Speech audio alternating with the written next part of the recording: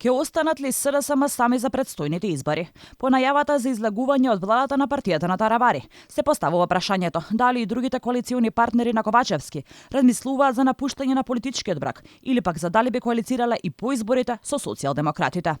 Од ЛДП и Дом не одговорија на прашањата на Алфа, нака останат доследни на нивните политики и барања, особено на оние за една изборна единица. Стои дилемата дали сакаат да коалицираат со партија која им ветила тоа што го бараат и не го исполнила.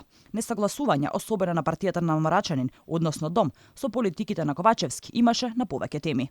И ЛДП бараше една изборна единица и тие извисија.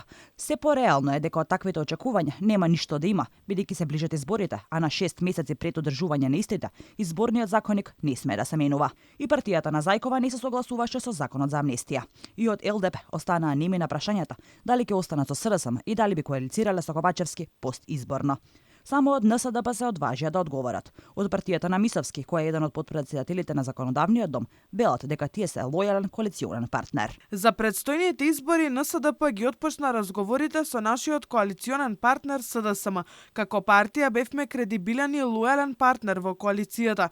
На предстојните претседателски избори идејата е да поддржиме единствен кандидат кој што ќе ги застапува и промовира европските вредности. За истиот принцип ќе се залагаме и за парламентарните избори.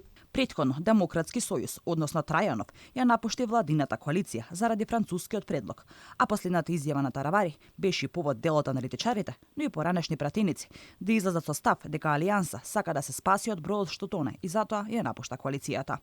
А излагување од политичкиот брак со Ковачевски се можело да очекуваме и од други партии. Сега пред изборите ќе очекуваме и многу други партии да го направат, и многу помали партии. Јас верувам дека на Социјалдемократскиот сојуз ќе им се случи бродилом. Ќе почнат да им бегат многу коалициони партнери, ќе им се случува сето тоа се повеќе, бидејќи сватија тие дека следниот мандатар е Христијан Мицкоски и тој ќе ја составува влада. Се уште останува неодговорено прашањето дали евентуалниот пораз кој според анкетите го очекува СДСМ, тие ќе се обидат да го амортизираат со заеднички листи со ДУИ за парламентарните избори, но и со заеднички кандидат за претседателските.